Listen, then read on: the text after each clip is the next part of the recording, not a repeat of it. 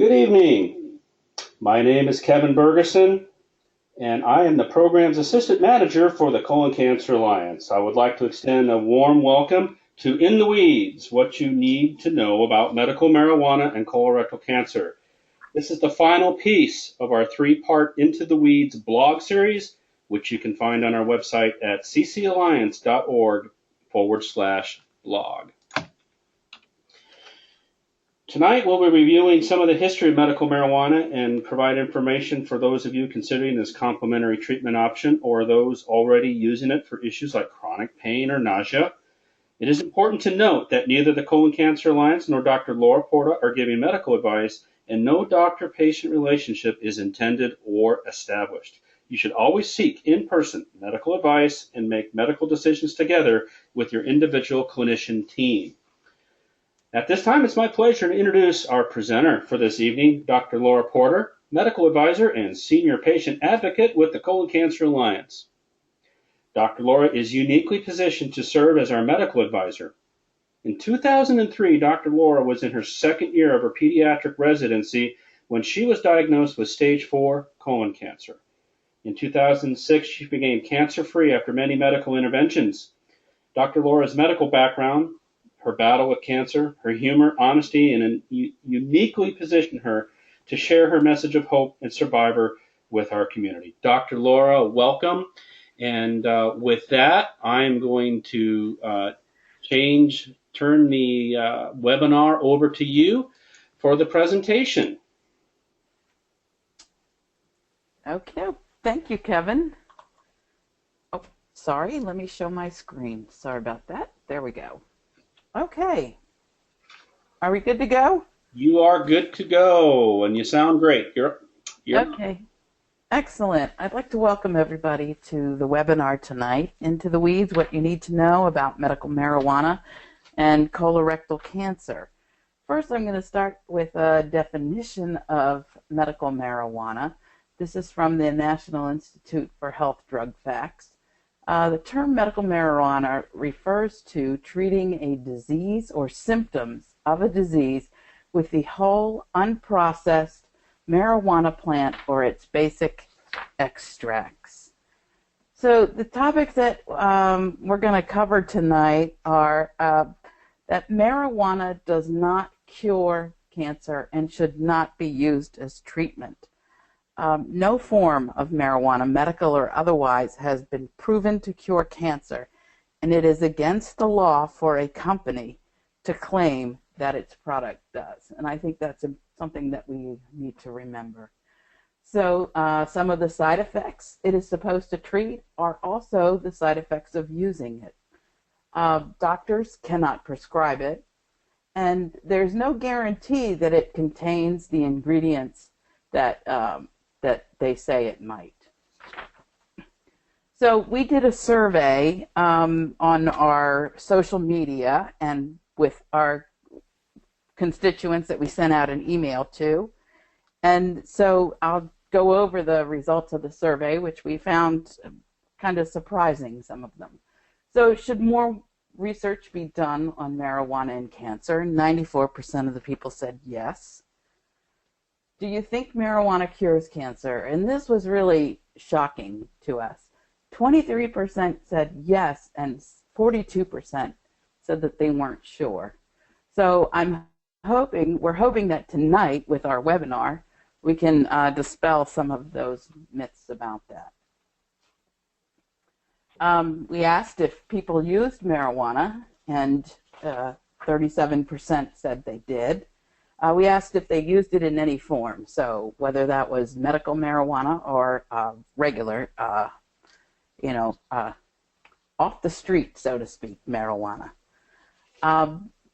We asked how often of those 37%, 63% use it daily. You can see the rest of the numbers there. 6% use it a few times a week. So also we asked if you do use it, does your doctor know? 63% said their doctor does know, and 37% said their doctor doesn't know. And we'll find out why it's important that you let your doctor know if you're using marijuana, whether it's medical marijuana or whether it's regular off-the-street marijuana, because it is important to tell your doctor because it may interfere with treatment. And it's not just marijuana, it's any of the supplements or any kind of, complementary medicine. It's important. So do you believe that it helps manage side effects? And 77% of the people say they do believe that it helps manage side effects.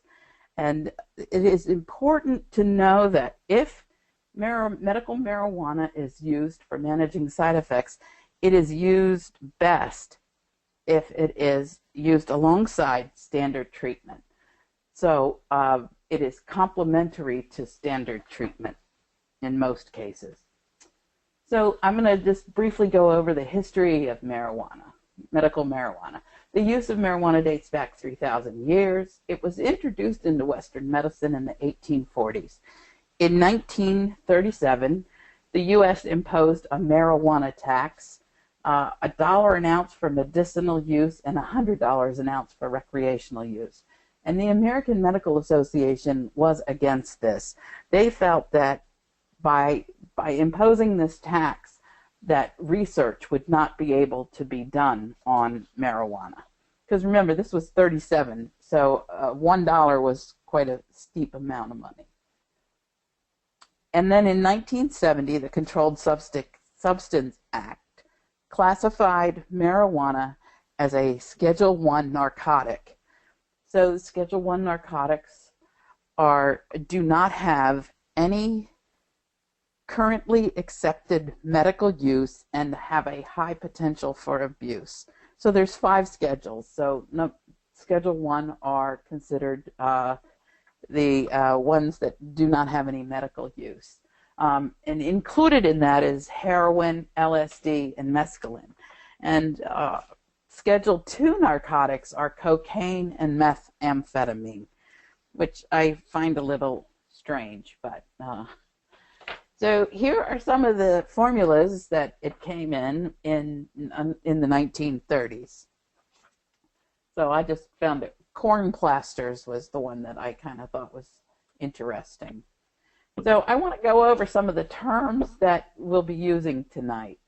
So cannabinoids. So the cannabinoids are the active chemicals in the marijuana plant, and there are over 100 of them. Delta-9 THC, or THC, is the main psychoactive ingredient in cannabis. Cannabidiol is CBD, which is a non-psychoactive agent, and it consists of up to 40% of the marijuana plant. And cannabinol, CBN, is a weak psychoactive agent, mostly from the metabolism of THC. So the ones that we are going to focus on tonight are THC and CBD, and I'm going to go into them in a little more depth. So let's go over cannabis. There are variations of ingredients between different plants and strains. There are over 545 chemical compounds. 104 of them are the cannabinoids, which are the active ingredients. And as I said, THC is the main psychoactive compound. So what I have here is it's a chart of the human cannabinoid system. So basically we have receptors in our body that endogenous or cannabinoids that are in our body will bind to. So the CB1, now we're talking about marijuana here, so CB1 is the one that THC, which is the psychoactive component. And if you look at the little man, most of the light blue is in his brain. So the CB1 receptors that the THC bind to are in the brain and in the spinal column. The CB2 receptors are in the peripheral organs, or and have to do with the immune system. So the areas of the brain that are affected by the cannabinoids, and this is THC, you can see plays a role in memory, thinking, motor skills, coordination, etc. And it's important to know that the human brain continues to develop until age 25. Therefore, adolescents in particular are at risk for adverse effects that include, problems with thinking and learning. So let's talk about the current climate in the United States. So we did get a couple of questions. One of the questions was about somebody who has a marijuana card for Connecticut and wanted to know if they could take it to Florida with them. And the answer is no, they cannot. So it is illegal to transport marijuana between states. You can go to federal prison for drug trafficking. I mean, that's how serious it is. The American Medical Association wants the DEA to reschedule marijuana to lower the scheduling from Schedule 1 so that research can be done. And supposedly we should have by June there should be a decision. But if marijuana is rescheduled, that does not necessarily mean that more research will be done using the whole plant. So that's one of the things to keep in mind. So it is an income generator in states that have legalized medical marijuana and also recreational. So as far as the U.S. government is concerned, there's one farm in the University of Mississippi that grows marijuana for research, and it is controlled by the National Institute of Drug Abuse. This is the actual plant. So the NIDA is accused of funding research that focuses on the negative effects of marijuana and not on any of the possible beneficial effects. So, that's an issue. So of the they funded 23 research studies in 2015, mostly focused on addiction.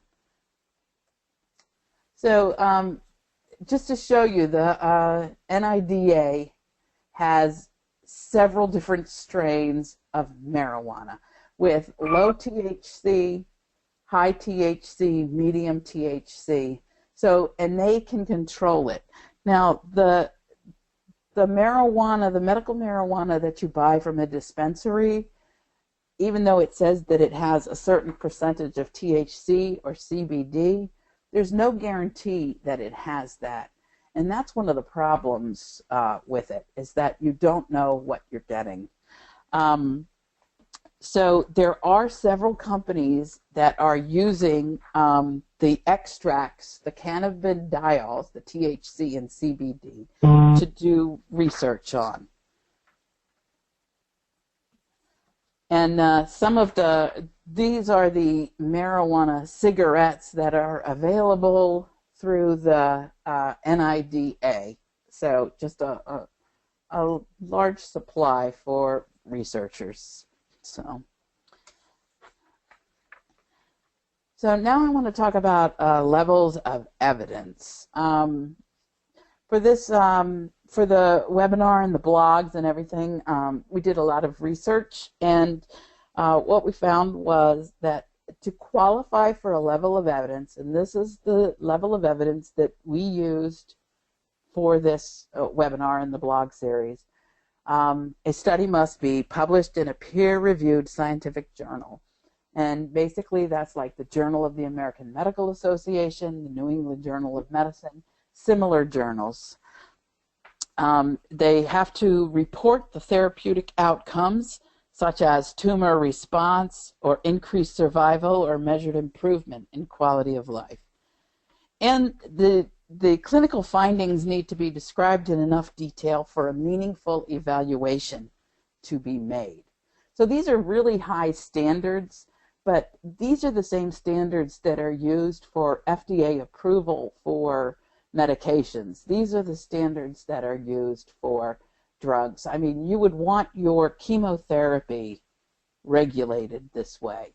And that's what the levels of evidence are. So from the literature review, the level of evidence, moderate evidence that medical marijuana helps with spasticity and multiple sclerosis and paraplegia, chronic cancer pain, and neuropathy due to platinum agents. Now, I know that many of us have been on oxaliplatin. Unfortunately, that wasn't one of the drugs that was studied. It was mostly in breast cancer patients. So, it may help with peripheral neuropathy, but we can't say for sure. So weak evidence, sleep problems, Tourette syndrome, seizures, HIV-induced weight loss, and chemotherapy-induced nausea and vomiting. Now, I just want to say that we're talking about the medical marijuana. I'll go into the FDA-approved extracts, so at the end of the talk.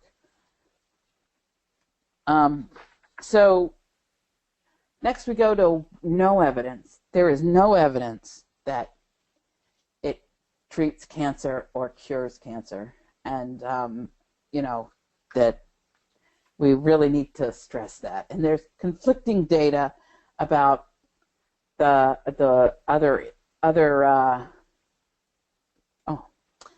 on the other side of the chart. And I think the one that applies for us is radiation-induced nausea and vomiting. And when I said before that the side effects it's used to treat are sometimes the side effects of the use of it, I'm talking depression, psychosis, psychiatric disorders. So it's a fine line there. So prescribing medical marijuana. It is against the law to prescribe medical marijuana, for a doctor to prescribe it. A prescription pad cannot be used. So what the doctor has to do is write an attestation that the patient could benefit from use, and the next steps depend on the state where the patient is. Many doctors will not be comfortable recommending medical marijuana due to the lack of evidence, the levels that we just discussed. And the laws differ in each state as to what's an acceptable condition and what a patient needs to do. And what the different formulations in each state, are different. Somebody said that you can get edibles somewhere, but you can't get gummies.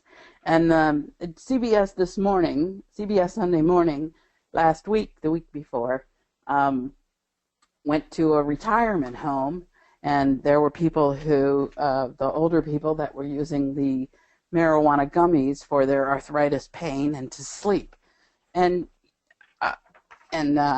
So that's, yeah, if your doctor, the other thing is if your doctor does not feel comfortable writing an attestation,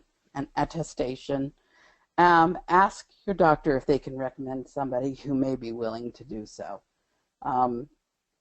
And to find information about each of the 24 states in the District of Columbia, you can go to procon.org. They have a nice website and talks about what conditions are covered in each state. So this is from January of 2015. Pennsylvania is now a green state, and Texas is actually a CBD state. Again, these are the CBD is the cannabinoid. In Texas, there is only one condition that cannabidiol is approved for, and that is intractable epilepsy. So even the states where they allow the extracts, they're very specific about what's allowed. So here's just a chart of the different diseases that some of the states allow for. Don't worry about the upper column, because that's the states. In order to get the chart in focus, I had to blur that out of it. But you can see just the difference. Multiple sclerosis. There's just a few states if you go across and see what is covered and what isn't. So formulations, there's oil, gummies, edibles, and topicals, and these are usually extracted from the plant. Again, marijuana in any form does not cure cancer.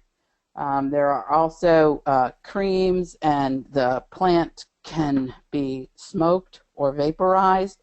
The problem is that smoking is the quickest way to get it into the body, but it is also, they don't know for sure if it causes cancer, but combustion most likely causes cancer. So that's one of the concerns about smoking the whole plant.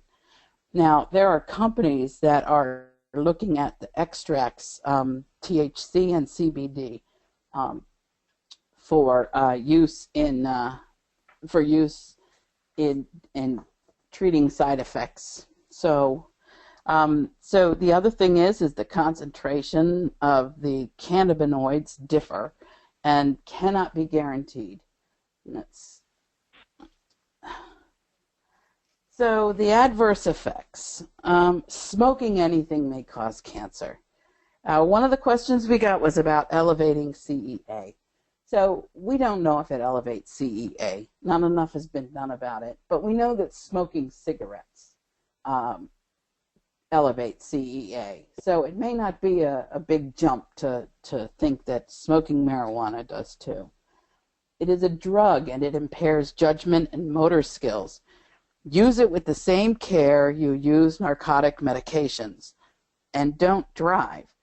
In the states where it is legal, there has been an increase in marijuana-related traffic fatalities. So that's another thing. I mean, you need to be careful if you're going to use it. And again, no quality control. So some of the top considerations. Tell your doctor if you use marijuana and the frequency of that use. Marijuana is metabolized in the liver, as are many chemotherapy agents, and also dietary supplements, and they can interfere with your chemotherapy. Evaluate if the side effects and adverse effects of medical marijuana outweigh the perceived benefits. And also, if you choose to use medical marijuana for chemotherapy-induced nausea and vomiting, it is best to use it along with standard treatments. And medical marijuana, along with many of the FDA-approved drugs and including alcohol, all have adverse effects. So weigh the pros and cons. Cannabis in any form, including oil, does not cure cancer. Just because it is natural doesn't mean it is safe. And in addition, there is not any evidence that it prevents cancer. And the oil that is all over the internet can actually be toxic due to high concentrations of chemicals. If you're going to use medical marijuana, do not think of it as a cure-all. In all claims of people that have said that cured their cancer, it was used alongside conventional therapy. So some people use marijuana thinking it will cure them, and then when they go to get treatment, it is too late. And we were on our scientific advisory committee call on Monday, and one of the doctors on the committee said that he had a patient who went out and said he was going to treat his cancer with marijuana, and by the time the patient came back, it was too late, and the patient died. I saw a couple different articles about that. So, and the list of acceptable conditions and the amount of medical marijuana a person is allowed to have or grow depends on the state you live in. Some states allow you to grow it. Some states don't allow you to grow it. Some states have dispensaries, others don't. So you really need to look up what your state has. And medical marijuana is not guaranteed to have what it says. There's not a regulatory body monitoring the manufacturing. And if you have a history of substance abuse, better to not use it. Approximately 9% of adults that use marijuana become addicted to it. And let's see. So I want to just spend a couple minutes on legal cannabinoid compounds. These are FDA approved. The concentrations are documented, tested, and standardized by the FDA. So drobenol, sorry about that, is also called Marinol, and it is used for nausea and vomiting. And I'll tell you, in 2003, when I started on chemotherapy, oxaliplatin, the very first weekend I carried around a dishpan the whole weekend, and I just vomited. That's all I did for 2 days. It was horrendous. And then they tried me on another thing, and then they tried me on another one and another one. And it wasn't until I started taking the Marinol with about four other medications that the vomiting was actually controlled. And then there's the CBD or Sesamet that is also used for nausea and vomiting. And there's a new, it's not new in the world, it is new in the United States, and it's in phase 3 trials. It's called Sativex, and it is believed to enhance the effects of opioids. So it works with opioids to reduce the amount of opioids that people with intractable pain require. So in closing, I just want to say that one of the survey respondents said that pot didn't cure me, but being able and willing to eat kept my strength up. And I just want to say also, again, that I want to thank everybody who contributed to the making of the webinar, the podcast that was done yesterday, and the blog post. Your help and support was indispensable, and it did take a village to get this off the ground, and I do want to thank them, all of everybody, including our survey participants and our focus groups. Back to you, Kevin. All right, thank you, Dr. Laura. Appreciate that. At this time, we're going to have some questions in the very near future for you. But first, I'd like to introduce Steve Haley, who is going to briefly talk about how medical marijuana has helped him. Steve is a 60-year-old father of 6, an inoperable metastatic colon cancer survivor who was originally diagnosed in early 2010. Steve, welcome. Would you tell us a little bit about your story, sir? Thank you, Kevin, and good evening. 2009 was an extremely stressful year. The economy was in a dismal state. Our business was in dire straits. Our reserves were depleted. We were seriously in debt, and we had lost our home. I began experiencing what I assumed to be stress-related symptoms: abdominal pain, indigestion, constipation, insomnia, loss of appetite, and loss of weight. By the beginning of 2010, I was in serious trouble, and the thought of cancer had never crossed my mind. February 26, 2010, I went to the ER complaining of severe abdominal pain and constipation. A CT scan revealed a large mass had formed low in my abdomen. On March 3rd, emergency exploratory surgery was performed, during which I was given a temporary colostomy. An attempt was made to remove the mass, and a sample was taken for biopsy. March 5th, the surgeon came to see me. My wife, Alita, was at my side. I'd been impatiently waiting to hear results since surgery, but was still optimistic that all had gone well. My life, my world as I knew it, ended with what came next. I was informed that the attempt to remove the mass had failed, that it had involved multiple organs, multiple lymph nodes, was rock hard and malignant. I was dumbfounded. Cancer? I had no idea that such a thing as colorectal cancer existed, let alone that I could have it. Cancer was something that happened to other people. I remember the enormity of what was happening and what we were being told. That day we heard things like, it's as bad as it gets, we may get you 3 years, and you have a long, hard road ahead of you. The fear, the hopelessness, the flood of emotions that came rushing home, our life as we knew it had come to an end. March 8th, I underwent a second surgery to insert a drain in an abscess that was causing a lot of the pain. At this point, I was flat on my back and continued to be in considerable pain.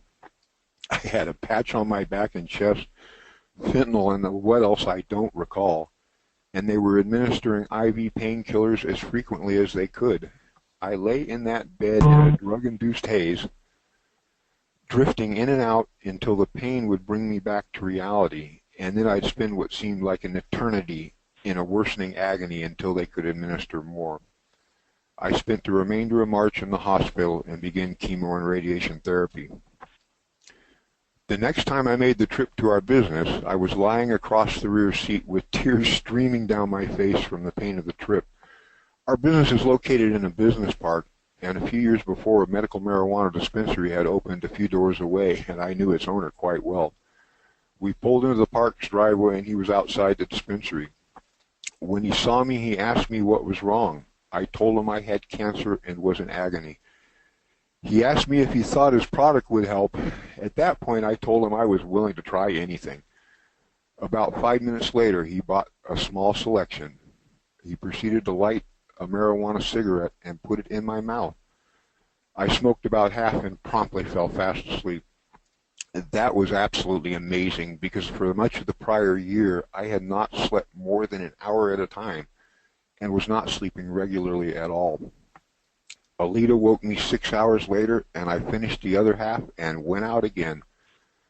When I awoke, I was so relaxed. The pain was still there, but to a lesser degree, but the body tension was gone, and for a first time in a long while, I actually felt like I could survive.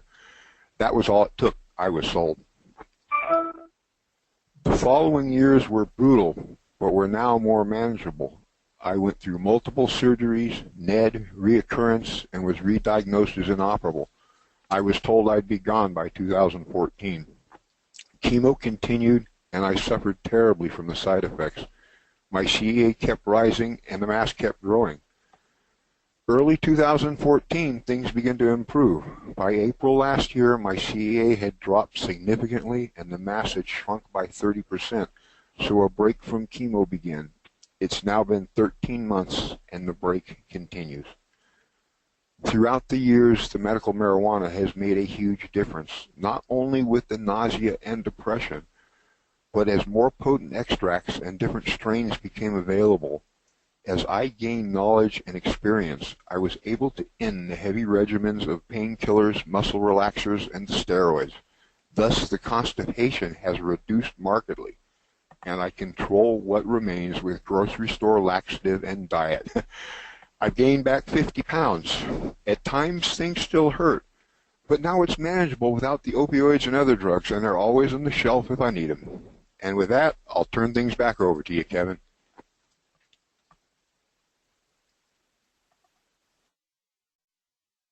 All righty, Steve, thank you very much. That was awesome. I appreciate your sharing.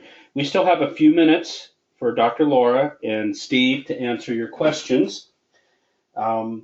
Joining them to provide regulatory expertise this evening is Frank Sapienza from the Drug and Chemical Advisory Group, a consulting group specializing in drug development guidance for the pharmaceutical industry for products containing abusable substances. Frank is a retired 30-year veteran with the U.S. Drug Enforcement Administration, where he served as senior scientific advisor on technical and policy matter. Currently, Frank also serves as a member of the board of directors for the Colon Cancer Alliance. Frank, welcome to our panel. Thank you. To submit a question, everybody, the way we're going to do it is click on the small plus sign located next to the word questions on the right side of your screen. Type your questions and hit enter. And if we're unable to get to your question this evening, we will respond to you via email later on. So our first question tonight comes to us from Gina, who has been asking, what is the difference between CBD extracted from hemp instead of marijuana? And I'll open that to the panel. Hemp refers to Cannabis indica, one of the two major strain divisions of cannabis. There is Cannabis sativa and Cannabis indica. Cannabis indica was used throughout history before synthetics as rope. That's where it got the name hemp. And she had a follow-up question to that. And this is the medical side of the question then would be for Dr. Laura, does both CBD and THC play any part in fighting CRC? Well, as of right now, that there's no evidence that it does, that either of them do. So, you know, that's all I can say is there's no evidence. In terms of fighting CRC, but managing side effects, perhaps there is some window there. Yes. Yes, absolutely. Absolutely, Kevin. Thank you for pointing that out. Yes, as a treatment or as cure or for fighting the actual cancer, there is no evidence. There's some evidence that it does help with nausea, vomiting, and pain. Okay, this next question comes to us from Sarah, and this is for you, Frank.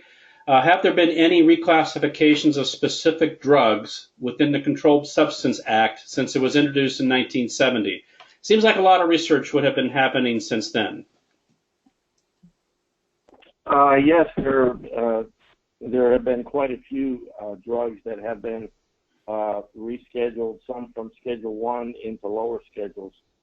Once a drug is approved for marketing, if it's in Schedule 1, then a rescheduling analysis takes place by both the FDA, the Department of Health and Human Services, and the Drug Enforcement Administration. And then based on that analysis, the drug product as well as the drug itself will be rescheduled from Schedule 1 to a lower schedule. Some examples that come to mind are sufentanil, alfentanil, Marinol itself has been rescheduled. Marinol was in Schedule 1 because it contained THC.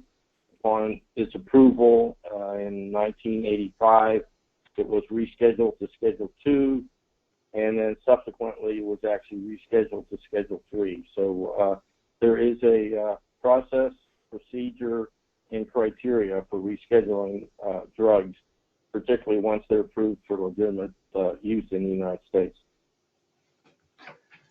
Interesting. Thanks, Frank. Question here from Rod, and this has to do with it's an efficacy question. Is there a difference in effectiveness or efficacy with e-joints or vaporizer cigarettes? Steve? Actually, they all use oil, so I would say no, there isn't a difference in the different types of vaporizers other than the content that you put into them. There is a difference in the plant itself. Like Dr. Laura said, when you're smoking a plant, you're burning wood and inhaling carcinogenic materials. I don't care who tells you better. With the e-pens, the e-cigarettes, you're vaporizing the extracts. That's a good point to make there. Very different combination, that's for sure. And Catherine has asked a question: what are platinum agents? Oh, that's a good question. For colon cancer treatment, for the treatment of colorectal cancer, oxaliplatin is the one that is used. It's a heavy metal. So, and I believe for breast cancer, it's carboplatin. So there's a lot of, it's basically, like I said, it's a heavy metal and it's used for chemotherapy. And it tends to settle in the nerves somehow. So. Have a question here from Sarah. It's another medical question. Is cannabinoid hyperemesis syndrome a real thing? And if so, how much of a risk is it with the medicinal uses? You know what? I don't know the answer to that. I have heard about it, but I don't know. I can get back to you about that. Hyperemesis as a result of taking the CBD, I believe is what the question is. Yes. Yeah. See, that goes back to what I was saying, that a lot of times the side effects are the same as what it's used to treat. So hyperemesis, just in case, let me just tell you what hyperemesis is. It is lots of vomiting. So it's excessive vomiting. So the fact that it can be caused by CBD, I guess in some people, not necessarily everybody, then and that's what it's given to treat. So hyper. I got a question here from Christine, and it's a medical question, and it has to do with, has there been any studies that you're aware of regarding the injection of THC or CBD directly into tumors, and if there are any known results?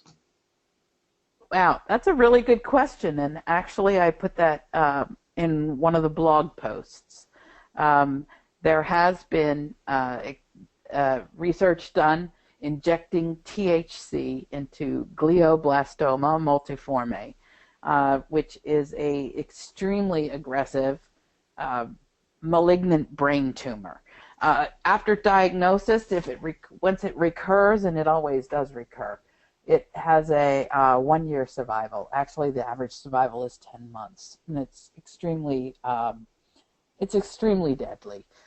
And so what they did was they actually injected THC into the tumor. And it wasn't a large number of patients, but it did shrink the tumor. Unfortunately, the tumor grew back, and the people died in the same amount of time as those who did not get the injection. So even though it shrunk the tumor, it did not cure the disease, and it did not alter the course of the disease. And this is what's important to remember. It didn't alter the course of the disease. So, and I also want to say that in Israel, they are doing a lot of studies using cannabis in people that are end-stage cancer, and using it for treatment to do clinical trials with. So there is research being done. It's not being done here in the United States, but it is being done in the world. Israel has a very large research community for cannabis. And even if you go on clinicaltrials.gov, which I did, I went on clinicaltrials.gov and I put in cannabis and cancer, and the clinical trials that came up were all in Israel.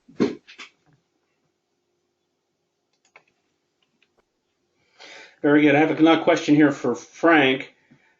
And are there any attempts being made to quality control any of the extracts, or is it just not possible until it is scheduled lower or completely legalized? And thank you, Sean, for that question.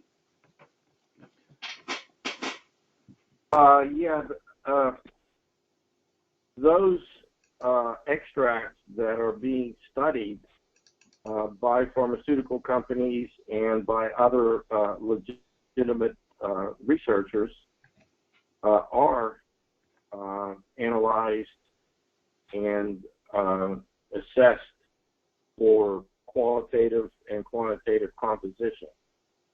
So to the extent that any research being done, those materials are definitely of a known qualitative and quantitative composition. The other formulations that are being sold as dietary supplements are not regulated by actually any federal, state, or local government agency, and it's up to those individuals that market those products to sort of regulate themselves and to ensure that there is a standard quality, qualitative and quantitative composition. And that's done more or less depending on who's actually marketing these products. And that's the concern, that they may be of unknown composition. There's news releases every day by the Food and Drug Administration if they identify dietary supplements containing ingredients that are unlabeled. I've not seen any with cannabis oils that I'm aware of, but that certainly is a possibility. Interesting. Medical question here from James would like to know if there's any clinical trials that are available for the use of medical marijuana that anybody's aware of. Well, I'm not aware of any. I know that some of the states like Colorado and California are doing in-state trials. But as far as like federal NCI, there aren't any. Okay. And Joy would like. Go ahead. I don't know if Frank or Steve know of any, but I didn't find any. No, to my knowledge, this is Frank. To my knowledge, there are no clinical trials with smoked marijuana. Now there are clinical trials, as Dr. Laura mentioned earlier, on some of the active ingredients in cannabis, and there are clinical trials with some of the extracts. There are several pharmaceutical companies that are investigating CBD and combinations of THC and CBD for various conditions. So those type of clinical trials are available, but none with the whole intact plant material in the United States. And I know of no authorized survey or study in the state of California. It's very simply due to the complexity of the law. Interesting. They got another question here from Joy. Is there some medical evidence that marijuana unmasks some cancer cells so that our bodies can attack the cancer? Anybody aware of those kind of conditions? I think that I think probably what she's referring to is the CBD. Mm-hmm. That is an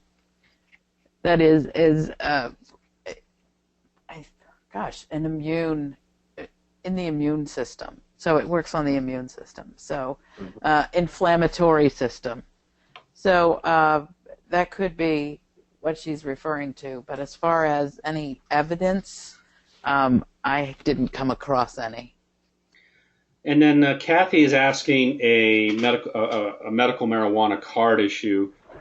She doesn't have a doctor that can prescribe marijuana, and she wants to know why she has to go to a doctor before she can get her card.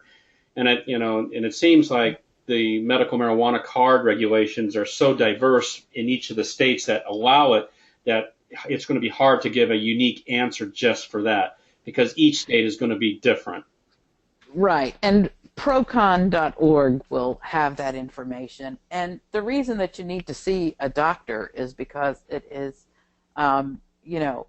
medical marijuana. So a doctor needs to be the one that prescribes it. Just like he would prescribe or she would prescribe your, your chemotherapy or antibiotics, things like that. So they're the ones that have to write the write the attestation because they can't prescribe it. So go to procon.org and just scroll down the page and you'll come to your state. Can I chime in a minute, Kevin? Go ahead, Steve. The reason that doctors cannot prescribe marijuana is because it is not available. There is no source of marijuana that's available that they could guarantee would have the composition that they're saying it has. But yet a doctor-patient relationship is definitely critical and the most important thing in taking care of one's health. So instead of a prescription, as Dr. Laura said, that doctors provide attestations, they are the ones that are in the best position, along with your health, to determine whether or not marijuana or its extracts will help you. So that's why you have to see a doctor, even though he or she cannot prescribe something for you. Excellent point. David has a question here about in terms of if you're a cancer patient, is an edible version or variant going to be better for you as a cancer patient than some form of combustible version? Well, like Steve was saying, I'll let him talk about it too, but as Steve was saying, combustion of anything, is not safe. Mm-hmm. So, the smoking of anything isn't safe. But Steve, do you have anything to add? Exactly, Dr. Laura. Combusting wood, which is essentially what the plant is, it produces a myriad of toxic gases. What we do to eliminate that, we extract the drug and vaporize the drug itself. Okay. Well, and with that, we're just about out of time for this evening. As a reminder, all of you in attendance will receive a follow-up email with a link for a very short feedback survey about this webinar. We value your opinion a great deal, and I promise it should only take a minute or two. Thank you in advance for filling out that survey, and we appreciate your help and letting us know how we're doing. Some of you may have some questions you may want to ask about colorectal cancer treatment in a more personal one-on-one setting. If you would like to speak directly with one of our certified patient and family support navigators, or if you have any other colorectal cancer questions, please feel free to contact our team at 877-422-2030 or visit them online for a live chat at ccalliance.org. Before we go, please join us next month, June 28th at 7 p.m. Eastern Time for our next Conversations webinar series, the latest in colorectal cancer findings from the 2016 ASCO annual meeting. Join our presenter, Dr. Christopher Liu, for the latest trending information coming out of the 2016 ASCO annual meeting. You will have the opportunity to engage in a panel question and answer session with Dr. Liu, Dr. Laura, and Tom Marcellet. Registration is now open. Please visit our website, ccalliance.org, and visit the news and webinar area located in the Get Information section and register now. Thank you, everyone, for attending. We hope you enjoyed this webinar. The webinar is being recorded and will be available for reviewing on our website in the near future. If you would like to write to us, please forward your questions or comments right to me, Kay Bergerson, at ccalliance.org. On behalf of the entire Colon Cancer Alliance team and our presenters, I would like to thank everyone for attending this webinar. I hope you have found it informative and value added. Have a good evening and take care, everyone.